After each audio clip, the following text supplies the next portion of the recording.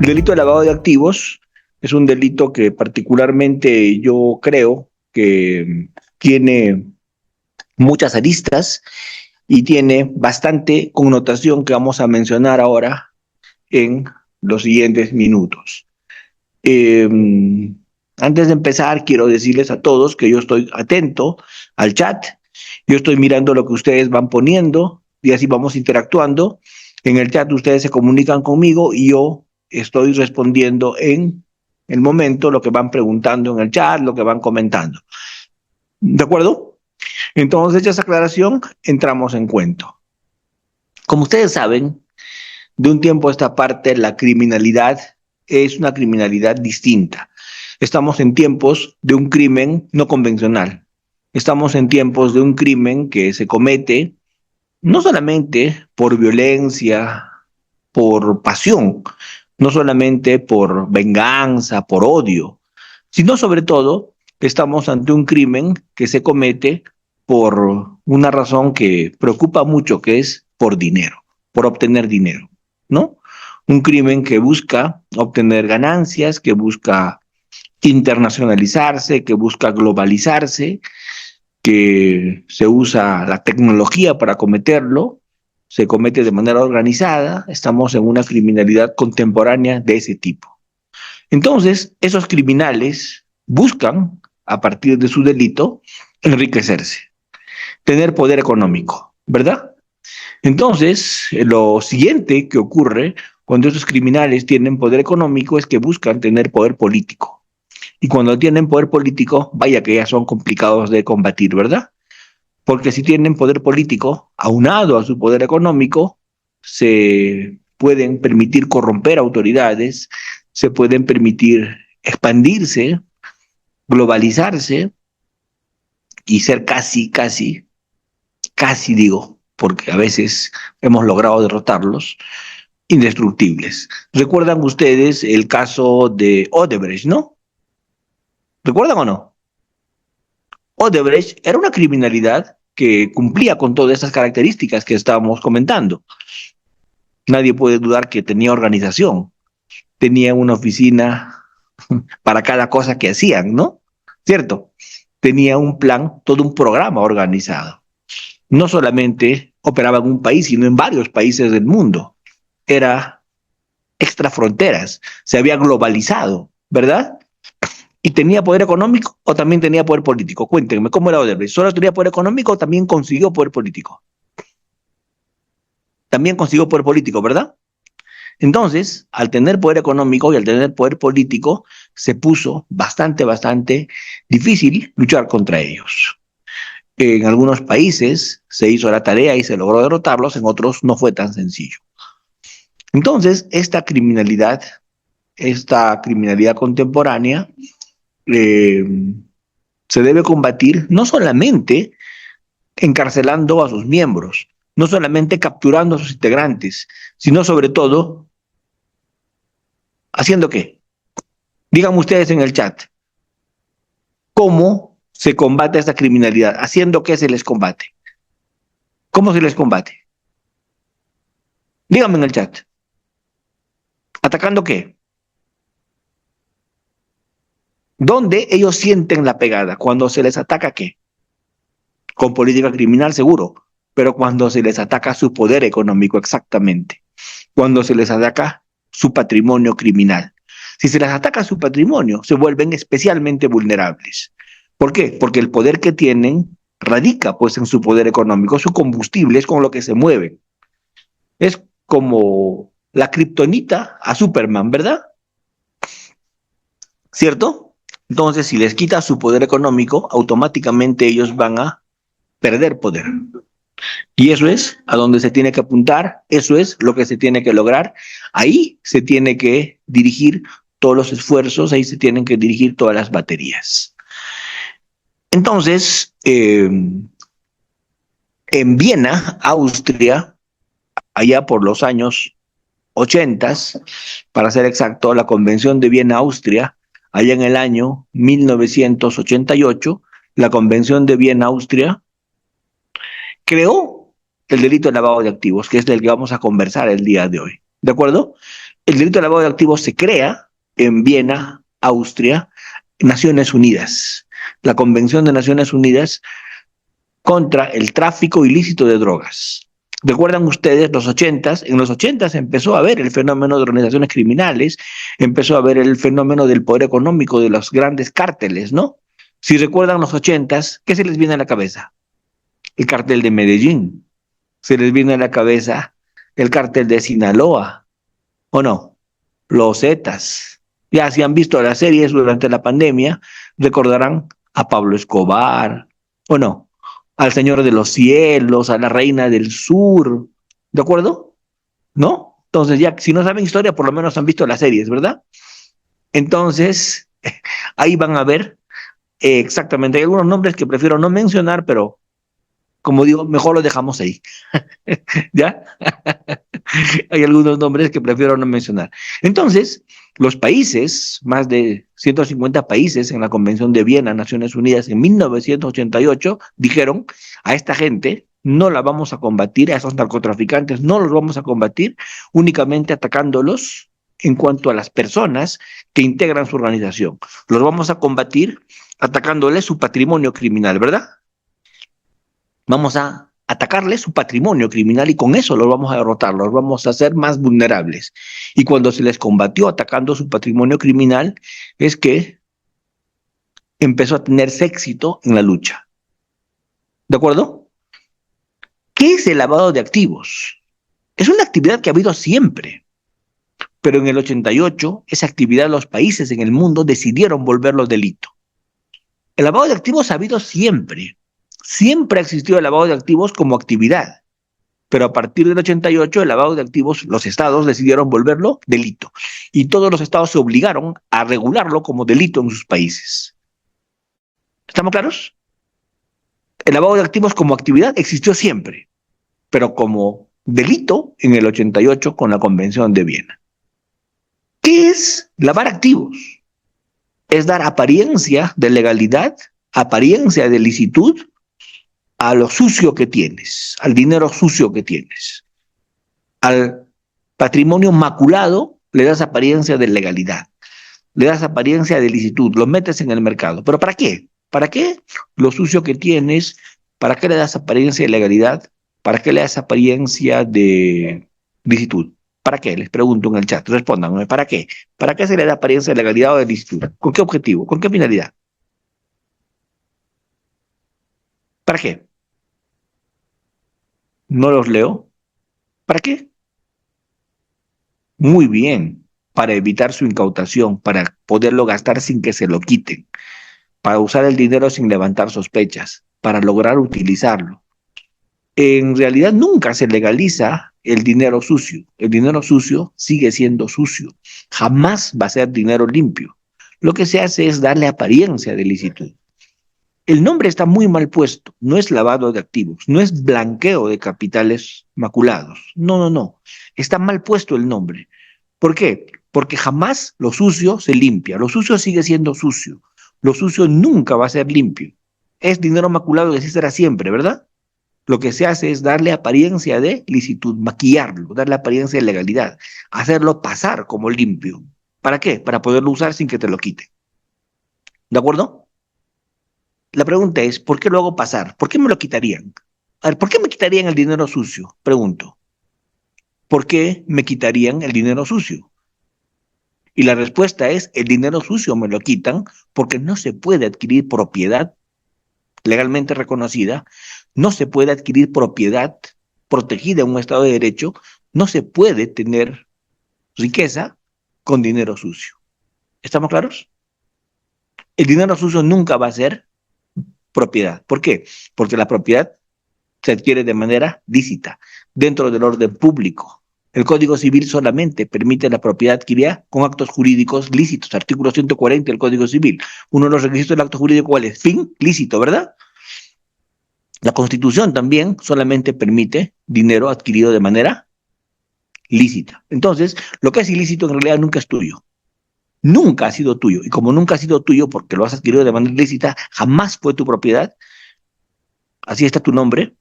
Así está tu nombre en los registros públicos, no es tu propiedad, ¿cierto? Lo que hace el Estado es te lo quita. ¿No han visto que cuando cae un narco le incautan hasta el perro, ¿cierto? ¿Por qué? Porque todo lo que tiene se presume que tiene origen ilícito. ¿De acuerdo? Bien, hecha esa atingencia, hecha esa aclaración, que creo que ha sido importante hacerla de inicio para empezar con la sesión a partir de esa aclaración, ¿cierto? Ya podemos nosotros adentrarnos a más conceptos. Pero yo quiero que algo quede claro antes de seguir y antes de entrar con PPTs y antes de avanzar con todo el desarrollo del contenido que vamos a abordar hoy día. Quiero que algo quede claro con todos ustedes. ¿De acuerdo? El dinero sucio jamás se vuelve limpio, porque nunca se inició la propiedad. Para que la propiedad nazca, surja, tiene que haber un acto jurídico válido, ¿verdad? Y un acto jurídico que tiene ausencia de uno de los requisitos de validez, que es el fin lícito, nunca existió. Siempre fue nulo. Entonces, ¿qué hace el Estado? Simplemente lo recoge. Por más que esté a tu nombre el bien, por más que esté a tu nombre el carro, la casa, el yate, la cuenta, como has adquirido de manera ilícita, jamás se integró a tu propiedad. ¿Estamos claros? Entonces, delincuente que se respeta, ¿sabe eso o no? Delincuente que se respeta, ¿sabe lo que tiene o no? Entonces, como sabe lo que tiene, ¿qué cosa teme? ¿Que se lo quiten un día o no? Porque él sabe que un día se lo pueden quitar cuando se enteren de cómo lo consiguió. Entonces, el delincuente que se respeta lo que hace es lavarlo, darle apariencia de licitud, darle apariencia de legalidad. ¿De acuerdo? ¿Para qué? Para poderlo usar sin temor a que se lo quiten. Busca qué? Maquillarlo, ¿no? Voy a poner un ejemplo absurdo. ¿Qué digo? Me voy donde aquel que ha ganado la tinca y le compro la tinca, ¿cierto? Le compro el número ganador. Y le pago más todavía por el número ganador. Le pago más. Le pago 50% más del premio. ¿Sí? Pero ¿qué hago con eso? Declaro que me gané el premio, ¿verdad? Y al declarar que me gané el premio, si bien es cierto, perdí muchísima plata, pero por lo menos ya limpié 1 milloncito. Porque ya cuando me preguntan de dónde lo tienes, ¿qué diré? ¿Qué diré? Soy un afortunado, ¿verdad? Me gané la tinca. Y por lo tanto ya puedo viajar, por lo tanto ya puedo salir del país, ya puedo vivir en cierto tipo de casa, ya puedo manejar cierto carro, ¿de acuerdo? ¿Por qué? Porque ya puedo decir ante todos que Diosito me ha premiado por ser una buena persona, ¿cierto? Y lo que tengo lo tengo gracias a qué? A la tinca. ¿Se entiende? ¿Cuál es el drama de un corrupto? Que no puede usar su dinero sucio. ¿Por qué? Porque, a ver, vamos, si es funcionario público, pero imaginémonos un corrupto funcionario público que participó en una compra de aviones, ¿de acuerdo? Y le dieron una coima de 10 millones de dólares por participar en esa compra de aviones de guerra. ¿Me siguen? ¿Él tiene los 10 millones o no? La pregunta es, ¿podría tener su casa en las casuarinas que siempre soñó? No, porque le preguntarían, ¿y cómo conseguiste? ¿Podría manejar el vehículo que siempre consiguió? No, porque le preguntarían cómo lo obtuviste. ¿Podría irse al mundial con toda su familia y recorrer el mundo? No, porque le preguntarían con qué plata saliste. ¿De acuerdo? Entonces ese man va a tener un problema. ¿Y cuál va a ser su problema? Tiene mucha plata, pero no la sabe usar. ¿A qué se va a dedicar? A comer y engordar. ¿Me entiende? Se va a dedicar a comer y engordar, porque es lo único que va a poder hacer. Entonces, para eso, ¿dónde quién va? Donde el que sabe. A las lavanderías, esos estudios jurídicos contables que son expertos en inversiones, expertos en intercalar, expertos en integrar un patrimonio ilícito, entre comillas, limpio en tu bolsillo, ¿no? Lo colocan suciamente en el mercado, hacen operaciones complejas y le dan una apariencia de licitud, ¿verdad? Y por hacerte ese lavado, planchado, centrifugado, te cobran un módico 30%. ¿Me entienden? Pero tú pagas tu 30% con gusto, ¿no? ¿Por qué? porque tienes el 70 que vas a poder usar, ¿cierto? ¿Se entiende lo que es el lavado de activos como idea? Entonces, ¿qué es el lavado? Apariencia. Aparentar licitud en lo que es ilícito. Nada más, aparentar. ¿De acuerdo? Muy bien. Entonces, si entendemos esto, ya podemos entrar a las diapositivas, que es lo más esperado de la noche. ¿De acuerdo? A las diapositivas, que es lo más esperado. Ahí está. ¿Verdad? Muy bien. Las diapositivas. Adelante. Y empezamos, doctor Lidet, con las diapositivas. Nada más ponme una foto real, pues ahí se me ve gordo. En esa foto no me hace justicia. Por lo menos tienes que aplicar la inteligencia artificial, pues, Reader. ¿No te parece? Todo menos usted, doctor, no se puede aplicar. Le dije que le baje 20 kilos, pero no se pudo. Me dice, no me da acceso a esa tecnología. Ahí, entonces, bueno, yo te voy a mandar una foto con inteligencia artificial. Avanzamos. Gracias, doctor. Muy bien. Entonces, ¿qué es? ¿Puedes ampliar un poco las presentaciones o no? Sí, está ampliado, doctor. Allá. Ahora sí. ¿Me ven bien? Sí, sí se le puede visualizar, doctor. Perfecto. Entonces, ¿qué es el lavado de activos? El lavado de activos es, ahí está la palabrita clave, todo un proceso que se realiza ¿para qué? Para dar apariencia de legitimidad, apariencia, palabrita clave, ¿verdad? De los bienes y ganancias que se han originado o derivado de actividades criminales. ¿Quién lo dice? Prado Saldarriaga. Creo que Prado Saldarriaga en el Perú es el autor que mejor escribe, que mejor ha tratado el delito de lavado de activos, ¿no? ¿Cierto? Entonces, legitimación entre comillas, ¿no? Legitimación de ganancias de origen criminal. ¿De acuerdo? Las fases de lavado de activos, normalmente vamos a ver esto después, pero ahorita vamos haciendo una pequeña presentación de cómo son las fases de lavado. Son tres. Primero, la colocación. Consiste en colocar estos activos ilícitos en el mercado. ¿De acuerdo? Los metes en el mercado. La segunda fase es empezar a realizar actos de intercalación, operaciones complejas para hacer perder el rastro de, del origen criminal.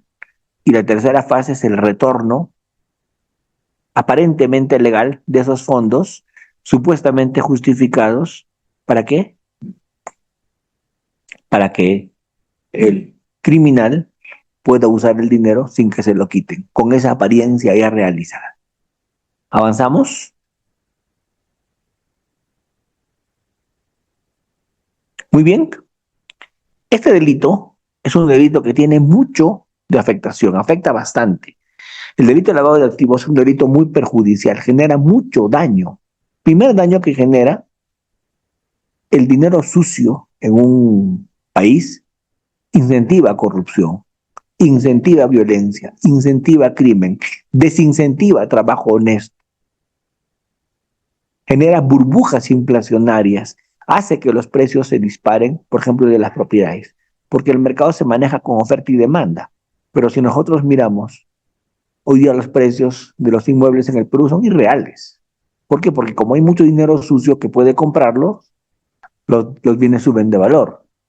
Y tenemos departamentos que en el Perú cuestan 200, 300 mil dólares, con cuyo monto te podrías comprar en Estados Unidos una casa, ¿cierto?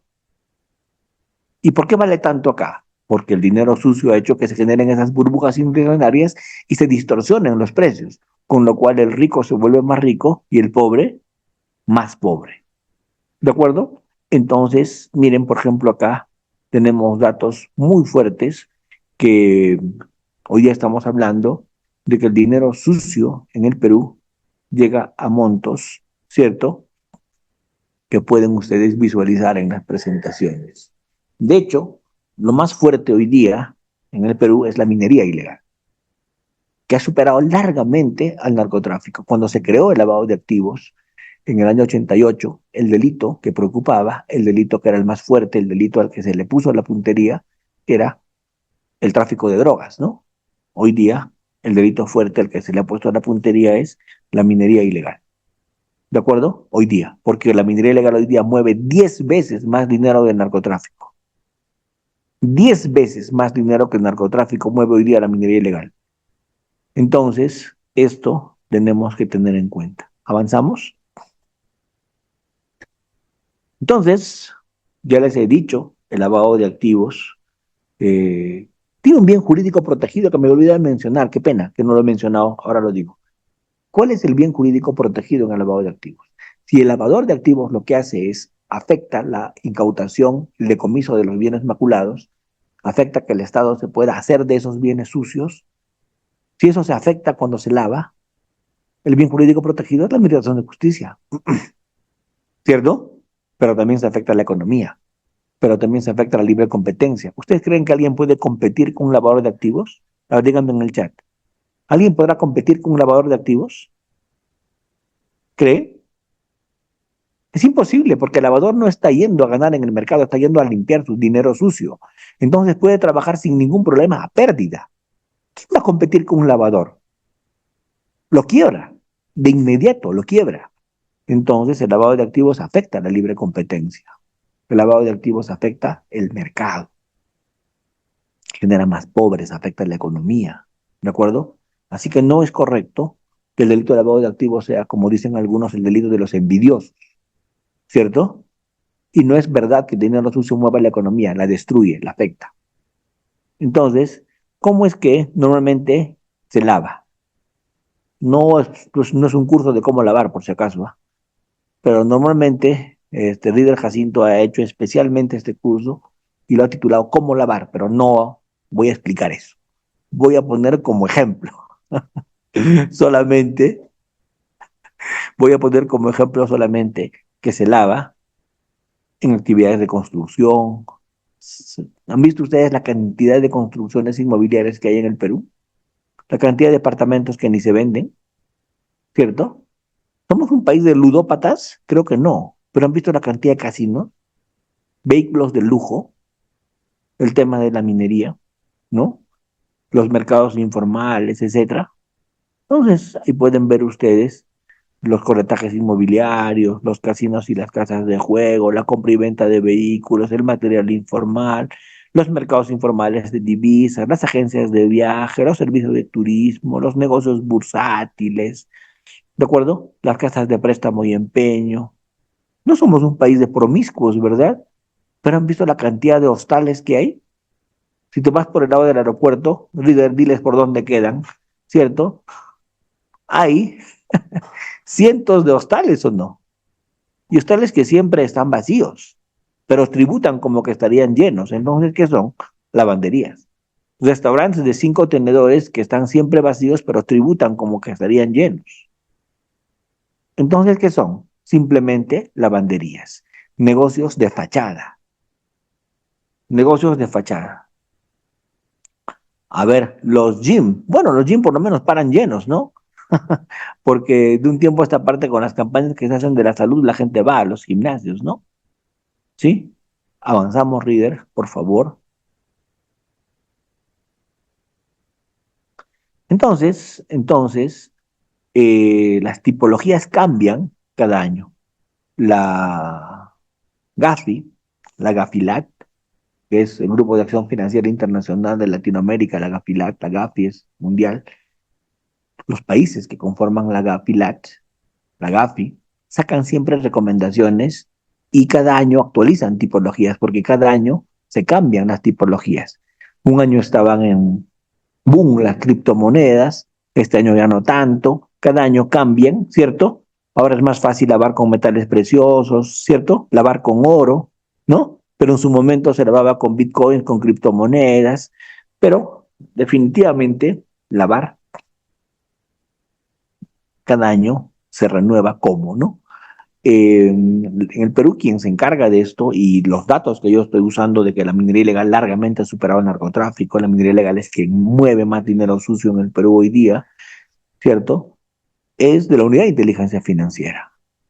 Hace una semana la UIF presentó sus cifras de cuáles son los peligros, de lavado de activos vinculado al crimen organizado en este año 2026 a partir de un estudio que se hizo el 2025. Y ahí pues se concluyó que la minería ilegal era donde más se estaba moviendo el dinero sucio, ¿sí?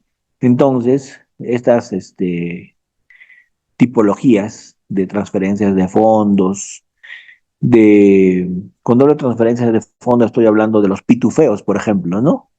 ¿Cierto?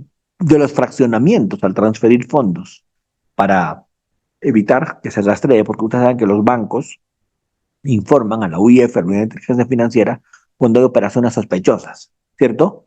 Entonces, ¿qué hacen normalmente? Para evitar eso, fraccionan. Para evitar eso, pitufean, ¿no? El tema de las amnistías tributarias, lo que yo le había dicho, las adquisición de loterías, ¿no? Loterías o juegos de azar. El tema de los negocios supuestamente que se dan, pero en realidad son negocios ilícitos, ¿no? La utilización de cuentas de terceros, los créditos ficticios, los fondos colectivos, ¿no? Los fondos mutuos que a veces se usan también para eso, ¿no? ¿Han visto la cantidad de financieras que hay en ciertas zonas del Perú? Bueno, solo lo dejo eso flotando, solo lo menciono. ¿Avanzamos? ¿Sí? ¿Ven?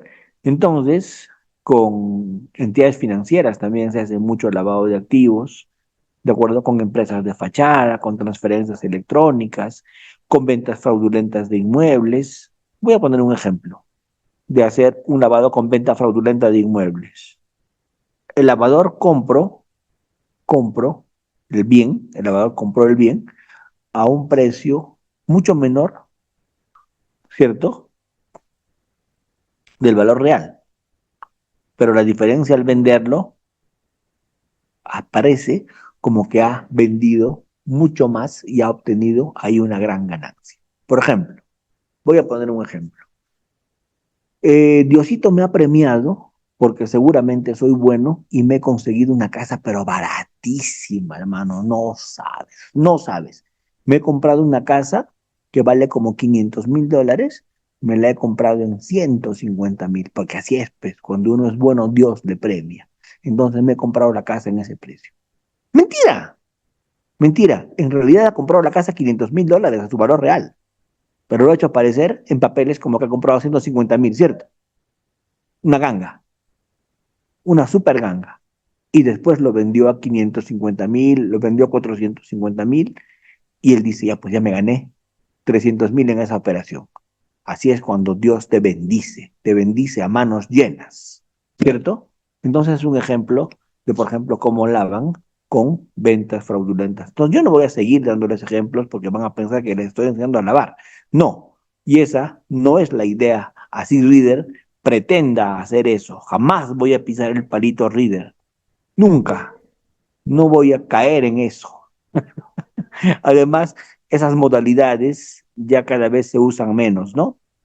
El tema de las empresas de fachada, el tema de los clientes habituales, la sobrefacturación de exportaciones, bueno, son en realidad formas de lavado que yo le voy a llamar históricas, ¿no? Porque cada vez ahora se usan menos, ¿no? No he puesto las formas de lavado actuales porque no creo que no es la idea del curso, ¿verdad? Así es. Avanzamos, River. Avanzamos. Muy bien. Entonces, el lavado de activos está regulado en el Perú. En el decreto legislativo 1106 han tenido varias modificaciones, varios decretos legislativos posteriores han modificado el lavado de activos, pero la versión original es de la del decreto legislativo 1106, ¿no? Y lo que se ha buscado en ese decreto es regular como lavado todo. O sea, todo lo que hagas con el dinero sucio es delito de lavado. La única forma, yo digo así de manera irónica, de no cometer lavado de activos con el dinero sucio es tirarlo a la basura.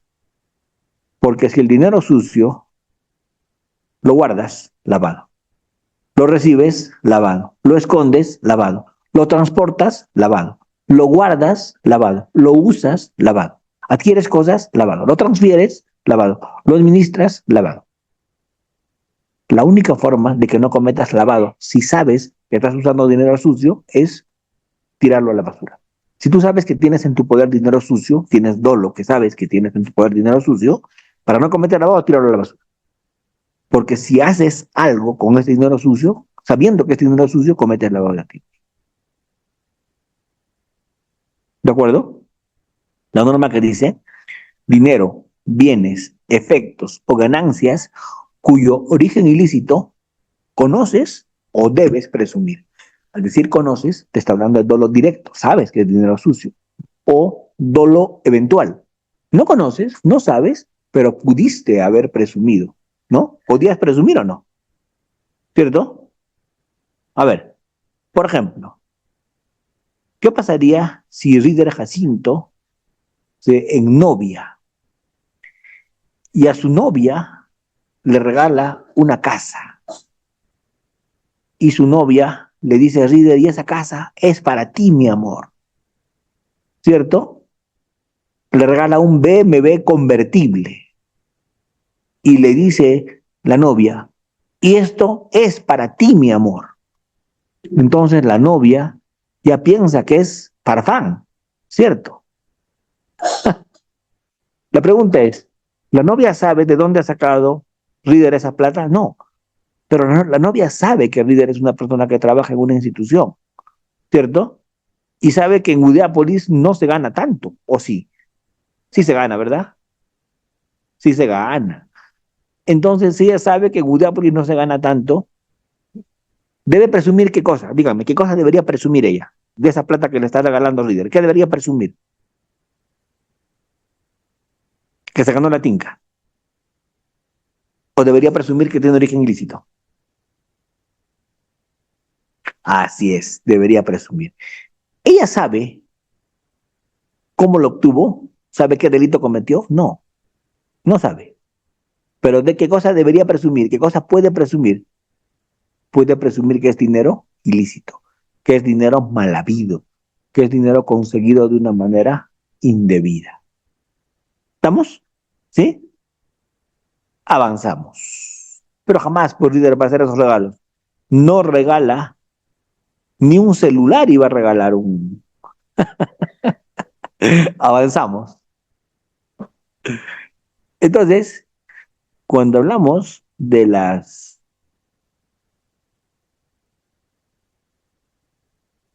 Me preguntan si se tira el dinero a la basura, no se hace uso.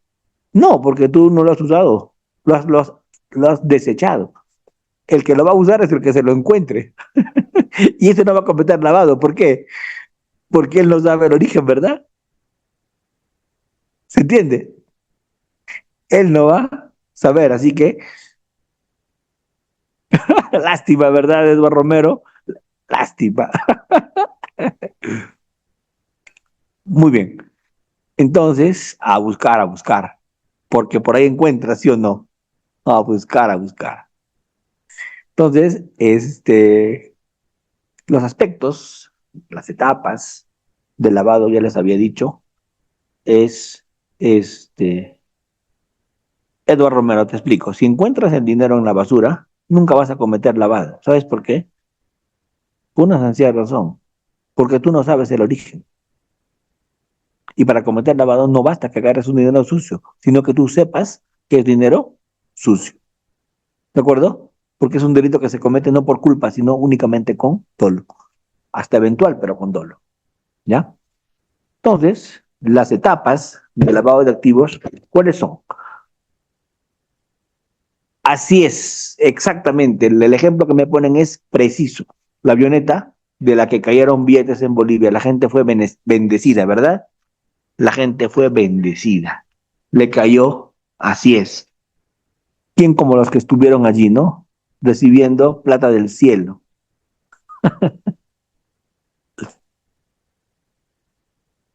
No, no hay monto. La norma no pone monto en el lavado de activos. No pone monto.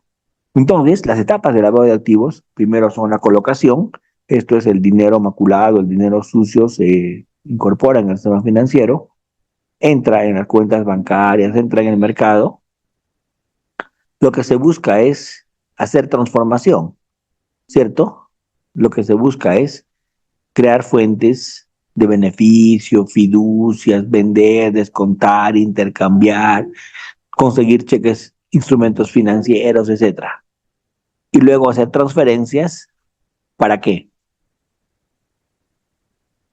No, John, yo entiendo lo que me están preguntando. Me están preguntando y me dicen si se tiene que cometer un delito previo antes. No, no es requisito. El delito previo lo puede cometer el que va a lavar, sí, eso sería el autolavado. El delincuente lava lo que ha cometido. Pero el lavado también lo puede cometer un tercero, sin problemas, basta que sepa que es dinero sucio. Normalmente el lavado de activos no lo comete el mismo que cometió el dinero sucio, el mismo que consiguió el dinero sucio, el mismo que obtuvo el dinero sucio. Normalmente no lo comete él. Las más de las veces, ¿quién lo comete? Las más de las veces lo comete, ¿quién? Un tercero, ¿verdad? Un tercero. Cuando se integra, así es, exactamente. Se obtiene mediante utilización de una empresa de fachada, etcétera. ¿Avanzamos? ¿Avanzamos? Muy bien. Entonces, en el derecho penal, ahí está más o menos lo que yo ya les había estado comentando en alguna medida.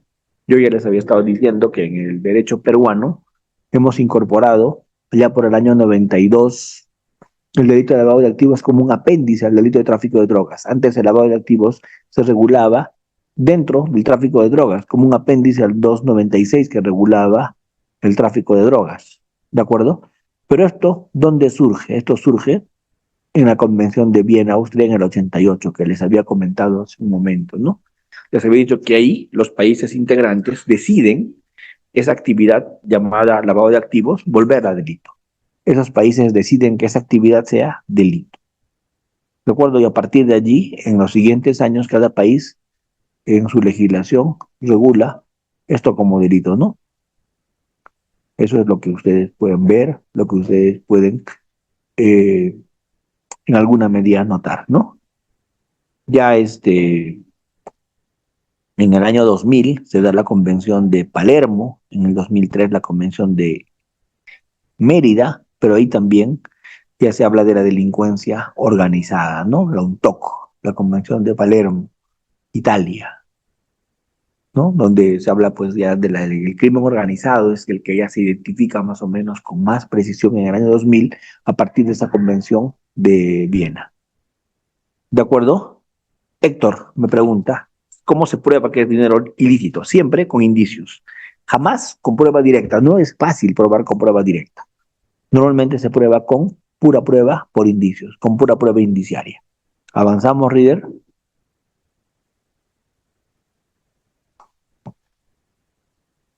Como les decía, las normas que están vigentes hoy día, la primera ley que les comenté, que vamos a mencionar hoy día, es la ley 27.335 del 27 de julio del 2002. ¿De acuerdo? Pero el decreto que está vigente ahora con todas las modificaciones que también vamos a mirar es el decreto legislativo 1106 del que les hablé, ¿no? Del 19 de abril del 2012. Este decreto es el que nos ha regulado bastante, ¿cierto? Avanzamos, avanzamos, Reader. Sí, y es el que está vigente hasta la fecha. El delito de lavado de activos es un delito autónomo. ¿Por qué es autónomo? Porque para su procesamiento, para su sanción, no se necesita que el delito previo haya sido descubierto, haya sido sancionado, castigado. ¿De acuerdo? Solo bastan indicios de origen ilícito y alguna mención al delito fuente o al delito previo. No es posible, no es posible hablar de que es elemento del tipo del delito previo. No. El delito de lavado de activos fue creado en la Convención de Viena, en el reglamento SICAD, posteriormente se hizo eso, como un delito autónomo, un delito que no necesita que el delito previo haya estado descubierto, investigado, ¿cierto? No se necesita eso. El Acuerdo Plenario 3 del 2010 regula esto de una manera más o menos interesante, que se han acá extractado algunas partes, ¿sí? Luego también tenemos el recurso de nulidad 403 del 2011, del que también hemos extractado algunas partes, para que ustedes en estas presentaciones entiendan cómo se maneja jurisprudencialmente este tema de la autonomía del delito de lavado de activos. ¿De acuerdo? El ingreso ilícito es el que viene de delito. El ingreso informal es el que viene de una actividad lícita, no formalizada, que no es lo mismo. ¿De acuerdo? Que no es lo mismo. ¿Ya? Que no es lo mismo. ¿Avanzamos?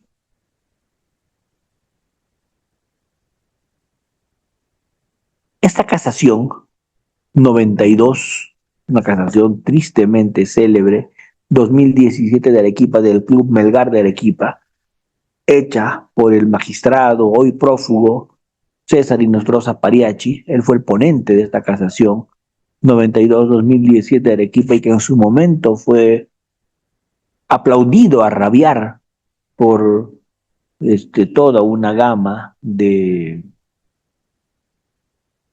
abogados penalistas cuando sacó esta casación. ¿Qué decía esta casación? Decía que es un delito al que había que demostrar para que se configure el delito previo de manera circunstanciada.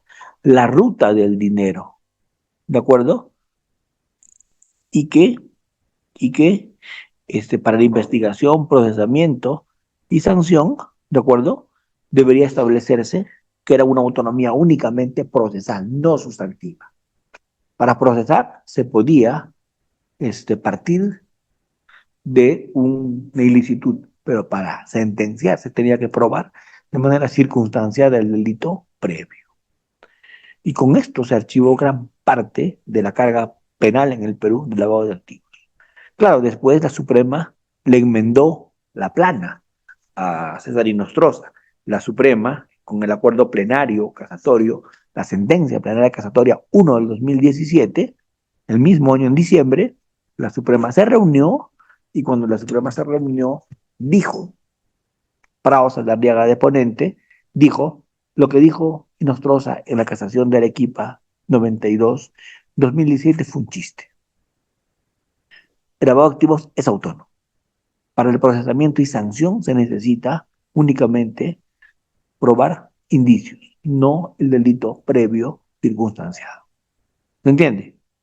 Aun cuando a esta casación de Arequipa, del Melgar de Arequipa 92 del 2017, la Suprema la dejó sin efecto y le quitó su carácter vinculante, porque Nostroza dijo en ese momento increíble que la casación 92 del 2017 era vinculante.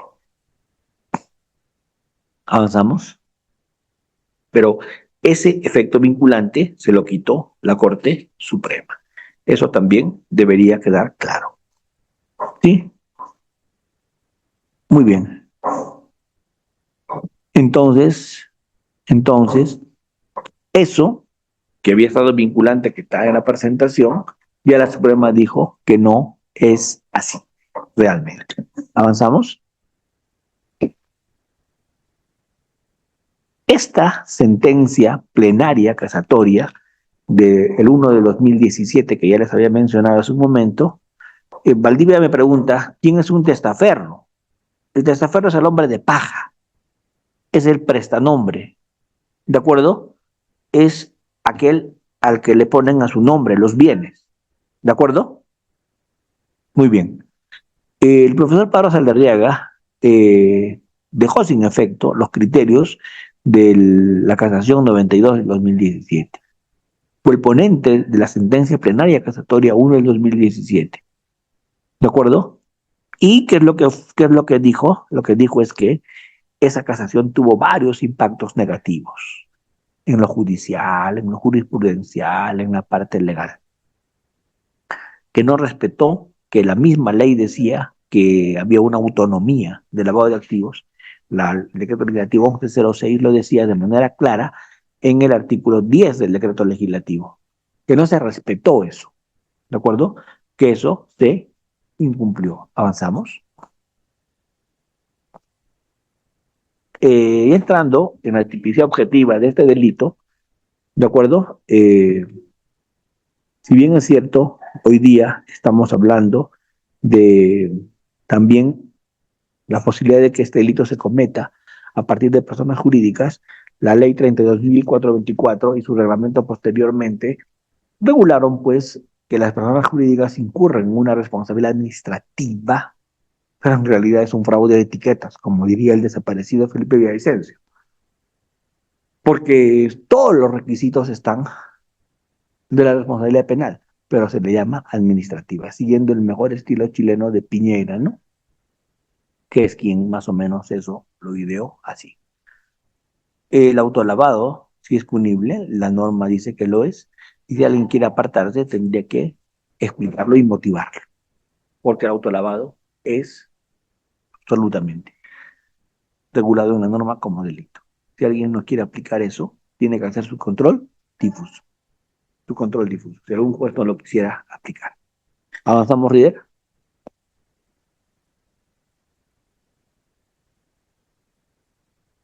Excelente.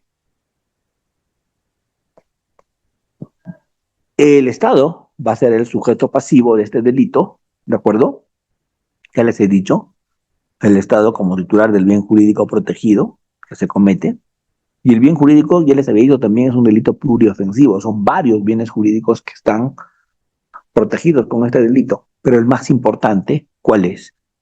El más importante es la administración de justicia. ¿De acuerdo? Y obviamente todos los que estaban mencionados en la PPT también son bienes jurídicos protegidos, porque como les he dicho, el lavado de activos es un delito que afecta a multinivel, afecta todo tipo de situaciones. Avanzamos. Es un delito pluriofensivo. El artículo 1 del 1106, el artículo 2 del 1106 y el artículo 3 de la misma norma establecen las descripciones típicas de este delito, ¿no? En el artículo 1, 2 y siguientes. ¿Qué dice? ¿El qué? Cuando dice el qué, ¿qué significa? Que este delito lo puede cometer cualquier persona. El qué. No hay un sujeto determinado. ¿El qué? Lo puede cometer cualquier persona. ¿Y cuáles son las conductas típicas? Convierte, transfiere, ¿qué cosa? ¿Cuáles son los verbos rectores? Convertir, transferir, ¿verdad? En el primer supuesto. ¿Qué cosa? Bienes, efectos o ganancias cuyo origen ilícito conoce, tipo subjetivo dolo, o debe presumir. Y encima tiene una tendencia interna trascendente, una finalidad relevante. ¿Y cuál es la tendencia interna trascendente o finalidad relevante? Que lo hace con la finalidad de ¿qué? De evitar incautación o decomiso. Y eso se diferencia, pues, por ejemplo, de la receptación. El receptador, el receptador también transfiere bienes cuyo origen ilícito conoce, ¿no? Pero ¿cuál es la diferencia? ¿Cuál es la diferencia del, cuál es la diferencia del que comete receptación con el que comete lavado de activos?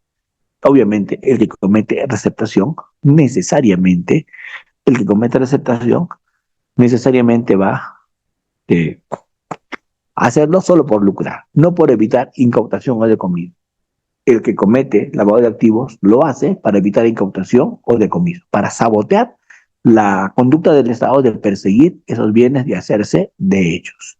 La receptación seguramente es un delito que se comete más, ¿cierto? Pero el lavado de activos tiene una, tal vez, muy, muy sutil diferencia. Una muy sutil diferencia. Luego tenemos los actos de ocultamiento y tenencia. Adquiere, utiliza, posee, guarda, administra, lo que les había dicho hace un momento. Solo si lo botas a la basura no cometes el delito. Porque si adquieres, si guardas, si utilizas, si administras, si recibes, si mantienes en tu poder, hagas cualquier cosa de esas, vas a incurrir en el delito de lavado de activos. Y por último, también comete el lavado de activos aquel que transporta, traslada consigo bienes, efectos o ganancias cuyo delito cuyo origen ilícito conoce o debe presumir. ¿Sí? ¿Ven? Entonces el legislador ha pretendido regularlo todo. Ha dicho, lo que hagas es delito. Avanzamos, por favor, Rider. Muy bien. ¿El objeto material del delito cuál es? Ya les había dicho. Dinero, bienes, efectos, ganancias, cuyo origen ilícito se conoce o se debe presumir. Cuando hablamos de dinero, estamos hablando del circulante en efectivo, moneda nacional, extranjero, ¿cierto? Cuando hablamos de bienes, estamos hablando de beneficios laborales económicamente, ¿no? Cuando hablamos de efectos, estamos en un sentido más específico, es decir, en papeles, documentos, títulos crediticios, ¿no? Todo aquello que tenga contenido económico y sea negociable, ¿no? Y cuando hablamos de ganancias, es el beneficio que se obtiene de la realización del delito, ¿cierto? Los intereses, por ejemplo, ¿no? O la renta del bien sucio que tú has adquirido. Y esos títulos valores normalmente se van a también usar mucho en estos delitos. ¿De acuerdo? Avanzamos, Reader, porque el tiempo nos está ganando, el tiempo es cruel. No creo que pueda revisar las 350 diapositivas que has hecho. Va a ser algo complicado, ¿cierto? ¿Sí?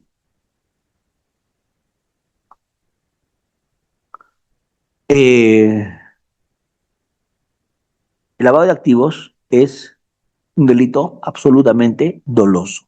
No admite forma culposa. Conoce, conoce, conoce dolo directo o debe presumir dolo eventual. ¿De acuerdo? Conoce dolo directo, debe presumir dolo eventual. Se puede cometer este delito únicamente de manera dolosa, ya sea con dolo directo, cuando conoce el origen ilícito, o con dolo eventual. No conoce, pero puede presumir. ¿Avanzamos? ¿De acuerdo? Hay algunos indicios que se tienen que tomar en cuenta. Me preguntaban en el chat y me han estado preguntando bastante sobre este tema. ¿Qué indicios tenemos que tener en cuenta para el lavado? Hay algunas sentencias en las cuales se ha puesto de manifiesto esto. Por ejemplo, en el Acuerdo Plenario 3 del 2010 se pone algunos ejemplos, ¿no? De indicios para verificar esto, ¿no? ¿Cuáles, por ejemplo?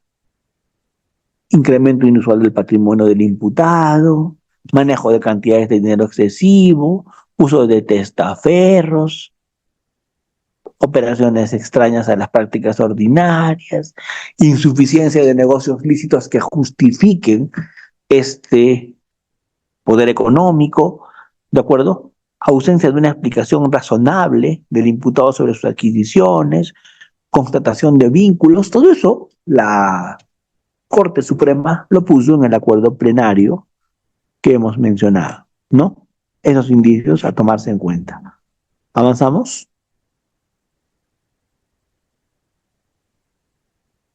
La pena para este delito es una pena privativa de libertad, no menor de 8 ni mayor de 15, pena de multa de 120 a 350 días, pena de inhabilitación de 5 a 20 años, ¿cierto? Con características de principal o accesoria, de acuerdo según el caso, ¿sí? Y las formas agravantes, que la pena es de 10 a 20 años, ¿de acuerdo?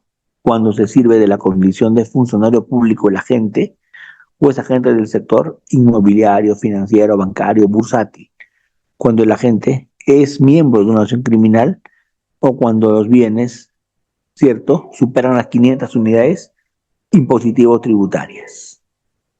Y la pena es de no menos de 25 años cuando el dinero procede de la minería ilegal, del tráfico ilícito de drogas, del terrorismo, del secuestro, de la extorsión o de la trata de personas. ¿De acuerdo? La forma atenuada es la que yo les había dicho. La pena es menor cuando son bienes menores a 5 unidades impositivas tributarias. Pero como les había dicho hace un momento, el delito no tiene que ver con el monto. Se atenúa cuando el monto es mínimo o es irrisorio, pero igual es lavado. ¿De acuerdo? Avanzamos.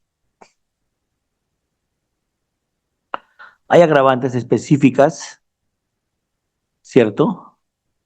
Que tenemos que tener en cuenta también para los efectos de superación por encima del máximo legal. Avanzamos. Muy bien.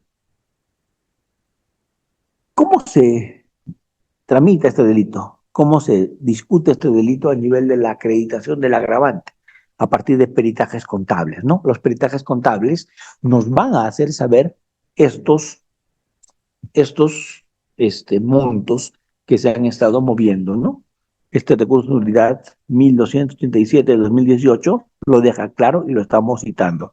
La casación 263 del 2020 de Puno también lo deja claro y lo estamos citando. ¿De acuerdo?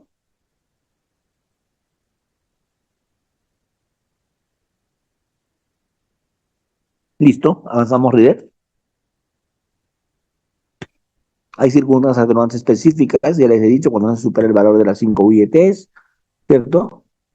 Cuando se ha realizado colaboración eficaz, ¿no? Bueno, la colaboración eficaz no es en realidad una atenuante, pero es un proceso especial cuyo beneficio del colaborador puede ser un atenuante, puede ser un eximente, puede ser una pena suspendida en vez de una efectiva, etcétera. Todo lo que se acuerde a partir de los beneficios que se le dan al colaborador, ¿no? El colaborador normalmente colabora de cara a los beneficios que recibe.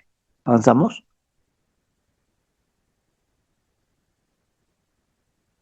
Muy bien. Entonces, acá se van a aplicar medidas de coerción real, personales también, pero entre las medidas de coerción van a mirar las medidas de coerción simplemente de origen civil y para buscar el objeto civil del proceso, eso es el embargo para la reparación civil y la incautación para el comiso. Nunca se olviden, jamás un dinero maculado, jamás un dinero sucio, jamás un dinero que proviene del delito puede ser usado para pagar reparación civil. Ese dinero se comisa y va para el Estado. La reparación civil únicamente se paga con dinero limpio, con dinero decente. Total, pero el delincuente todo lo que tiene es sucio, todo se incauta y pasa en el Estado. Pero para que él pague su reparación civil necesita tener dinero limpio. ¿Se entiende? Muy bien, avanzamos. No estoy, no estoy elogiando inmerecidamente a Reader, pero estas diapositivas, Reader, creo que te has lucido. Están muy bien elaboradas, tienen bastante información, has citado jurisprudencia. Te tenía que ligar una alguna vez. Alguna mentira, mentira. Siempre yo las reviso y me parece que son muy bien hechas. ¿De acuerdo? Estoy bromeando, Reader, ya pues. No, no te sientas mal. No se preocupe, doctor. La próxima salgo con mi sombrero.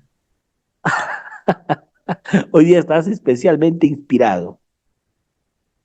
¿De acuerdo? Entonces, para todas las medidas de coerción, pues obviamente se requiere presupuestos como el fumus comici delicti, ¿cierto? El periculum in mora, que van a exigirse, acreditar como presupuestos para las medidas de coerción, ¿no? Así como hay principios para las medidas de coerción, legalidad, provisionalidad, proporcionalidad, temporalidad, rogación, judicialidad, también hay presupuestos que son esos dos, ¿no? El fumus comici delicti y el periculum in mora. ¿De acuerdo? Las medidas de coerción se van a solicitar en cualquier momento. Hola, hola, ¿me escucharon? Sí, doctor, sí se le escucha. Ya, por alguna razón me estoy desconectando. A ver, denme por favor un minutito para conectar mi equipo. Un minutito, por favor, ¿sí? Listo, doctor, no hay problema. Estimados colegas, un momento que ya. A ver,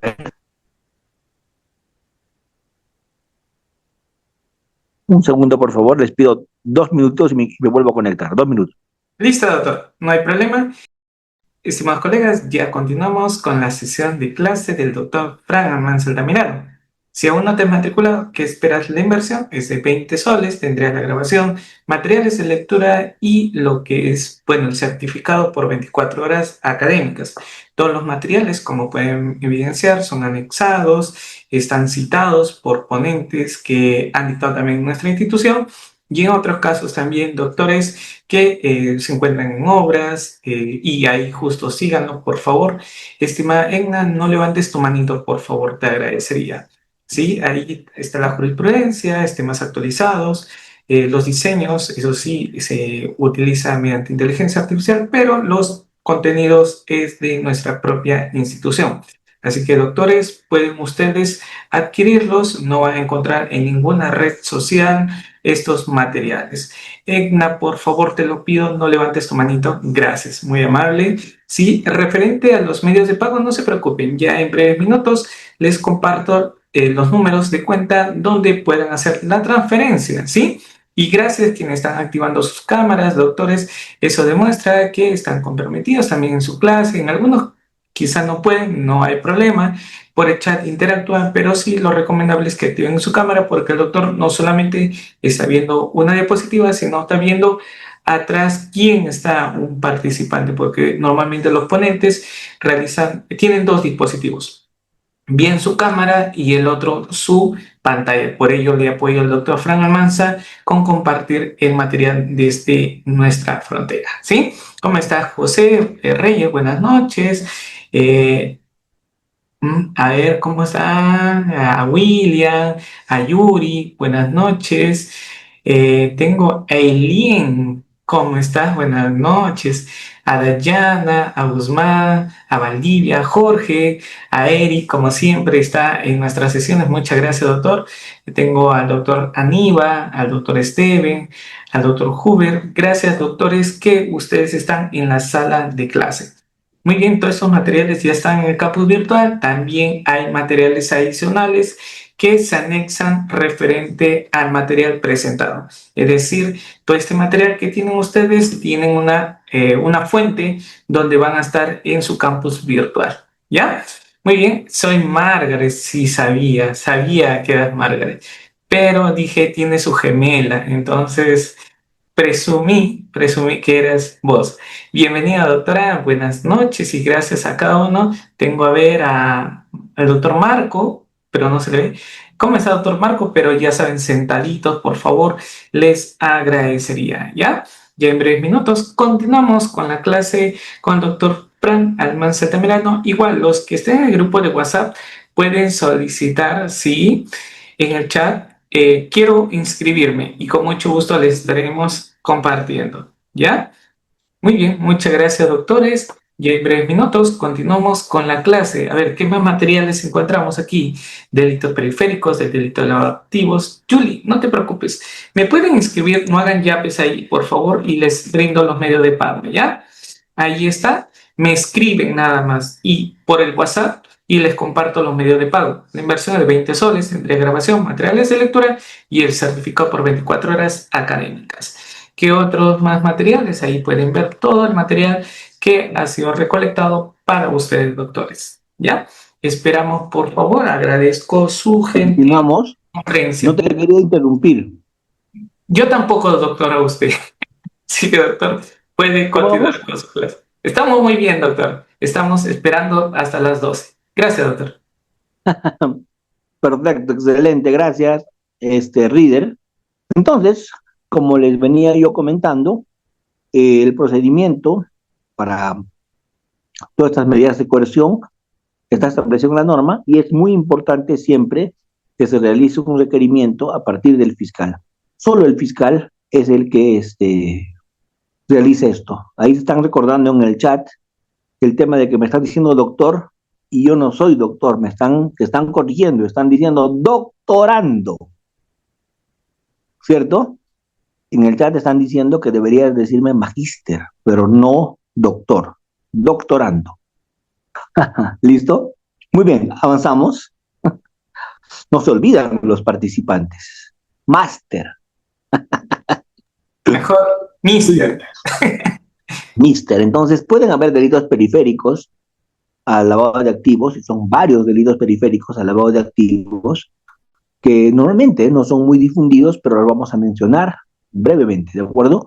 Un delito que es periférico al lavado de activos es un delito bastante recurrente, pero que a veces no se difunde mucho, es el delito de omisión de reporte de transacciones sospechosas. Hay muchos sujetos que son sujetos obligados, y estos sujetos obligados tienen la obligación de, honoris causa sí, tienen estos sujetos obligados, tienen la obligación de informar cuando ven estas operaciones sospechosas. Incluso les voy contando que los abogados también son sujetos obligados, ¿verdad? Ellos tienen la obligación de informar cuando tienen algún tipo de operación sospechosa. ¿De acuerdo? Avanzamos, por favor, te ruego. ¿Cuáles son operaciones sospechosas bastante inusuales? Eh, la ley 27.693 dice que son aquellas de naturaleza civil, comercial, financiera, que tengan una magnitud o velocidad de rotación inusual, condiciones de complejidad inusitada o injustificada, que se presuma proceden de alguna actividad ilícita, que no tengan un fundamento económico o lícito aparente. ¿De acuerdo? El reglamento de la ley 27.693 dice que son operaciones sospechosas aquellas detectadas como inusual en base a información con que cuenta el sujeto obligado de su cliente. ¿De acuerdo? Lo lleva a presumir que estos fondos proceden de alguna actividad ilícita por carecer de fundamento económico o aparente. ¿Ven? Por lo tanto, si eres abogado y tu cliente tiene algo de eso, tienes la obligación de informar si no cometes delito. ¿De acuerdo? Disposición complementaria del decreto legislativo 1106. Los oficiales de cumplimiento son de los bancos, doctor, normalmente, ¿no? Los oficiales de cumplimiento son de los bancos. Ellos tienen también una responsabilidad. Usted sabe que un oficial de cumplimiento es uno de los funcionarios mejores pagados del banco, ¿no? ¿Cierto? Entonces, tenemos que tener en cuenta eso porque también está regulado en una norma que es el decreto legislativo 1106. ¿Cuál es el bien jurídico protegido con este delito de omisión de información sospechosa? Cuando se omite la comunicación, lo que se afecta es la estabilidad, la transparencia del sistema económico y financiero que se deriva de los artículos 59 y 61 de la Constitución. Es un delito que no es un delito común, es un delito especial porque solamente puede cometerlo el sujeto obligado. No todos somos sujetos obligados, ¿cierto? Los sujetos obligados son los que tienen esa condición. Solo el que tiene esa condición, solo el que tiene esa obligación funcional de informar. Por ejemplo, me han dicho los oficiales de cumplimiento, ¿cierto? Cierto tipo de profesionales van a incurrir en este comportamiento. Si no, no. Avanzamos.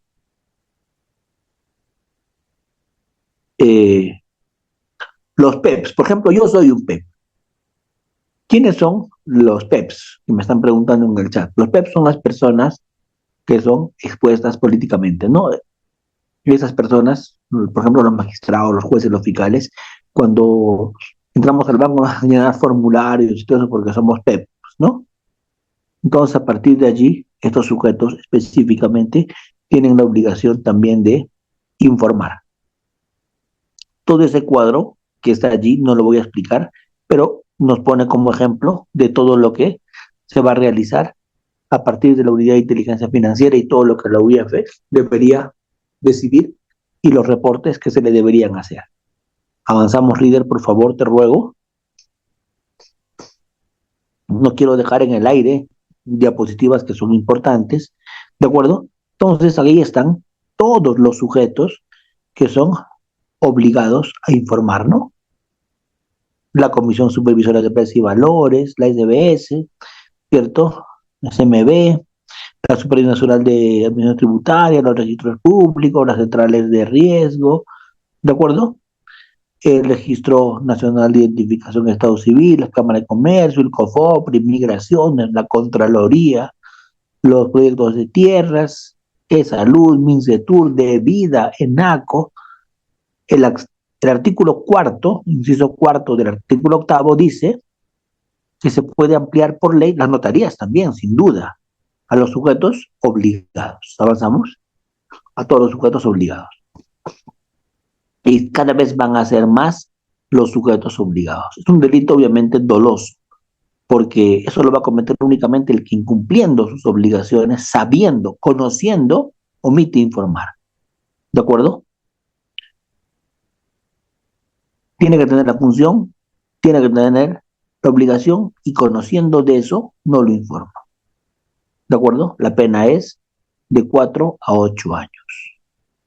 ¿De acuerdo? Se pueden cometer únicamente de forma dolosa. Este delito no admite una forma culposa, no hay un incumplimiento culposo de informar. ¿Sí? La penalidad ya les he dicho, una pena de 4 a 8 años, una multa, ¿de acuerdo? Porque son delitos, como les digo, que van a alcanzar responsabilidad penal a ciertas personas, a ciertos que tengan esta condición de sujetos obligados. ¿Avanzamos? Avanzamos. La culpa, como les digo, es bastante polémica, es bastante discutida. ¿Por qué? Porque la forma culposa es una forma en la que yo no voy a conocer, pero, a ver, ¿cuál es la diferencia entre el dolo y la culpa? Cuando yo actúo con dolo, yo sé lo que hago. Cuando yo actúo con culpa, yo no sé lo que hago. Pero si hubiera tenido deberes de diligencia, hubiera sabido lo que hacía. Entonces acá lo que se está imputando es que no supieron, sí, no sabían lo que hacían, sí, pero si hubieran sido diligentes, si hubieran cumplido lo que su rol les exige cumplir, hubieran podido saber, si hubieran cumplido los deberes mínimos que tenían, hubieran podido saber. Entonces, a partir de ahí se tiene que enfocar ese supuesto. La pena, como les digo, es únicamente de multa, ¿cierto? Porque se considera pues que este comportamiento no debería ser considerado delictivo. ¿Avanzamos? ¿Sí? Se ha discutido la constitucionalidad de esto y hay una sentencia que también la hemos incluido, que es la sentencia del Tribunal Constitucional, la 6 del 2014, que habla de que si es o no es constitucional esta norma. Obviamente, esto lo pusieron los notarios porque saltaron hasta el cielo cuando salió la norma, pero el tribunal ya se ha pronunciado sobre eso. ¿De acuerdo? Muy bien, muy bien. Se nos está yendo el tiempo. Avancemos con las últimas PPTs, por favor, líder. ¿Sí? Entonces, estos delitos de peligro son delitos de peligro abstracto. En los delitos de peligro abstracto no se necesita probar a quién se le generó el perjuicio. En los delitos de peligro abstracto no se tiene que identificar a quién concretamente se le generó el peligro. ¿Quién es el agraviado? No. El delito de peligro abstracto es genérico. El delito de peligro concreto es el que hay que identificar a quién se le afectó. En el delito de peligro abstracto, simplemente a la colectividad. Y además parte de una presunción jure et jure, que quiere decir, se admite sin prueba en contrario que se ha causado peligro. Mientras que el peligro concreto se identifica a quién se le ha causado el peligro y se admite prueba en contrario sobre si le causó peligro o no. En el peligro abstracto no se admite prueba en contrario porque todos los delitos de peligro parten de una presunción. En el concreto, de una presunción juris tantum, y en el abstracto, de una presunción jure et de jure. ¿De acuerdo? Se tiene que trabajar haciendo este test de proporcionalidad, de idoneidad, de necesidad y proporcionalidad en el sentido estricto, que es un refrito que lo hemos explicado ya muchísimas veces. ¿De acuerdo? Ya para terminar, avanzamos, reader. Ya para concluir, estos principios de legalidad, de culpabilidad que el tribunal ha mencionado y se ha copiado literalmente todos los fundamentos de esta sentencia en las presentaciones, para que ustedes puedan leer las partes fundamentales de esa decisión. ¿Sí? Bueno, creo que con eso yo no voy a poder pronunciarme y analizar todo eso, pero no quiero dejar de mencionar el delito de rehusamiento, retardo y falsedad de información, que es otro delito vinculado con el lavado de activos. ¿De acuerdo? Eh, Atentado contra la libertad de trabajo, rehusamiento de prestar información. ¿Cuál es el bien jurídico protegido? El legítimo poder autoridad de mando que detectan ciertos órganos fundamentales y que no se les haga caso, que no se les cumpla con dar la información que solicitan. Puede ser cualquier persona al que se le ha solicitado. ¿De acuerdo? ¿Cuál es la forma de cometer? Se le dirigió el requerimiento de esa autoridad, se le notificó válidamente, estaba en condiciones de cumplir y no lo hizo. ¿De acuerdo? No se olviden ese íter para cometer este delito. ¿De acuerdo? Bien, doctores, no tengo tiempo para más. Este delito, como verán, está descrito como delito doloso. Es un delito que no tiene una forma culposa. Es un delito que va, además del rehusamiento, regular el retardo, la información además falsa que se puede presentar en esas situaciones. Como verán, este es un delito muy amplio, el delito de lavado de activos, es un delito muy importante en estos escenarios de crimen contemporáneo, de crimen organizado. Es un delito que hemos tratado ya de explicarlo de una manera sencilla, ¿cierto? Ahí están poniéndoles algunos ejemplos sobre el tema del uso de las criptomonedas, que se usó mucho en el lavado de activos, porque como ustedes saben, la criptomoneda es una forma al portador, no tienes que identificarte, no lo supervisa la SBS, este, no es fácil rastrear, entonces es el paraíso para los lavadores de activos, es la mejor forma de trasladar, de mover, de tener dinero sin que te rastreen o te identifiquen. Claro, el riesgo es que sube y baja de valor, ¿no? Y que puedes terminar siendo pobre cuando ayer eras rico. ¿De acuerdo? Entonces, este es un tema bastante amplio. Eh, Ahí les ha puesto todos los modelos de todos los ejemplos de las criptomonedas, ¿de acuerdo? Creo que la más conocida es la primera, ¿no? El Bitcoin, ¿no? El Bitcoin creo que es la más conocida, es la que utiliza acá Rider Jacinto, ¿verdad?